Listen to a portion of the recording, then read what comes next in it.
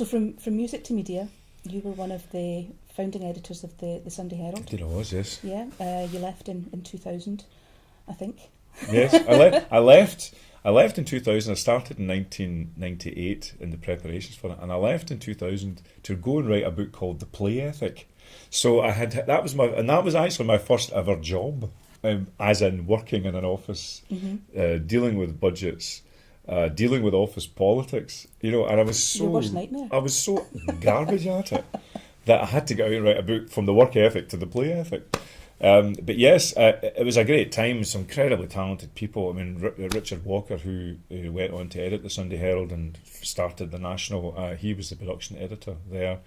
Andrew Jaspan, who had been involved in both the Sunday Times Scotland and then Scotland and Sunday in its early birth. And the Sunday Herald was created partly culturally, politically, and partly commercially.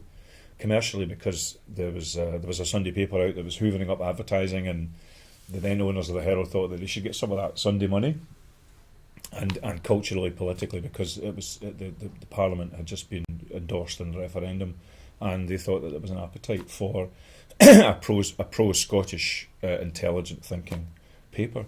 So I remember the office space was covered in azure IMAX of the kinds. Remember the ones that looked like a kind of big sweetie, yeah. And we were all terribly proud that we were the first office in the world at IMAX. They were useless actually, but we had to get rid of them at a certain point. But and it was just full of just when I think about the number of people that were on the editorial floor, there were scores of people on this editorial floor. You wouldn't see that now. You wouldn't see it now.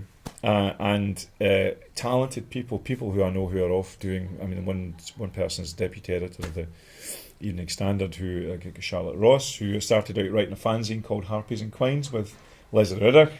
So if you map out all the networks that fed into the Sunday Herald and then go out from the Sunday Herald, it's quite extraordinary actually. And it's still going and thriving.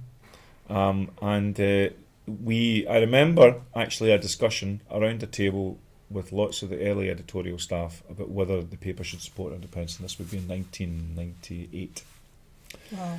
And I'm not going to name names of people who have changed their position somewhat, but it was a good discussion, and I think the discussion was be open-minded. At that time, it was be open-minded and editorially run as if all the options are credible. So what the Sunday Herald did in terms of committing to a particular political position in the run-up to the referendum, the seeds of that were always there, because they sort of felt as if it would be disrespecting the audience, if you didn't bring in or programme in voices that supported independence or had a strong vision for more powers.